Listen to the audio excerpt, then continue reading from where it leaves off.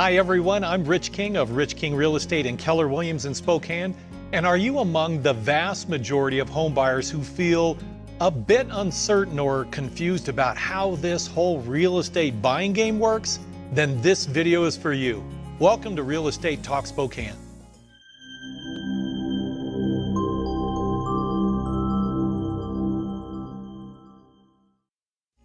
I want to talk with you about one of the greatest unknowns or misunderstandings that most people encounter at one point or another in their lives: the relationship between a buyer and a realtor in the home buying process. You know, most people will buy a home at some point in their lives. As a matter of fact, most people will buy between 4 and 7 homes over the course of their lives.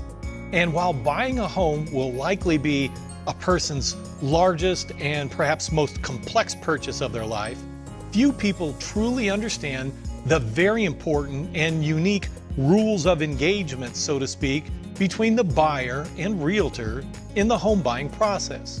So to transform what many people describe as one of the most stressful experiences of their lives, buying a home, to perhaps among the most memorable, fulfilling, and emotional experiences ever, let's look at the 3 key insights of the buyer-realtor partnership. Insight number 1, the buyer-realtor relationship is one-on-one.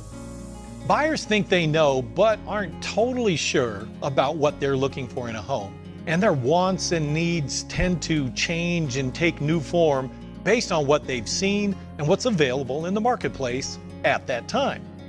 Realtors, on the other hand, have their own strategies, their own methods for doing business, their own processes for searching for homes, their own judgment for selecting homes, and even their own way of introducing and showing homes to buyers. It takes a true collaboration to align all of these moving parts into an effective home searching process. Now, if you really want to mess that up, throw another realtor into the mix. Watch my video, How Not to Use Zillow, to see what I mean about that. So remember, one buyer, one realtor, and you're off to a great start. Insight number 2, the buyer-realtor relationship is contractual. That's right, and it should be to effectively protect both the buyer and the realtor. In that contract known as the Buyer's Representation Agreement, the buyer receives a fiduciary or legal ethical commitment by the realtor to maintain total confidentiality and diligent representation of the buyer.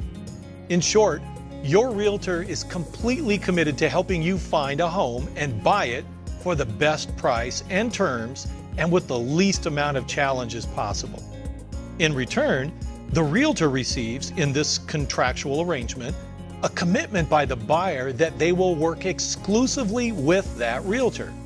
Also, it guarantees that the realtor will be compensated for services rendered by receiving the commission amount stated in the contract, which is almost always 3% of the purchase price and paid by the seller. Did you catch that? The buyer doesn't typically pay his own realtor.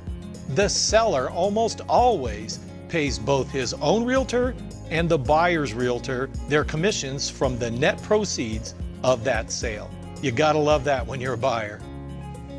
Insight number 3, the buyer-realtor relationship is conditional. You know, sometimes the buyer-realtor relationship goes south, making it difficult, if not impossible, to work together going forward. And either the buyer or the realtor can terminate the buyer's representation agreement at any time in writing. That may come about for any number of reasons, such as the realtor hasn't done a good job maintaining communications with the buyer, or the buyer has unrealistic expectations of the realtor's time and expertise, or the realtor hasn't followed up well with the buyer, or the buyer was simply too difficult to work with any longer.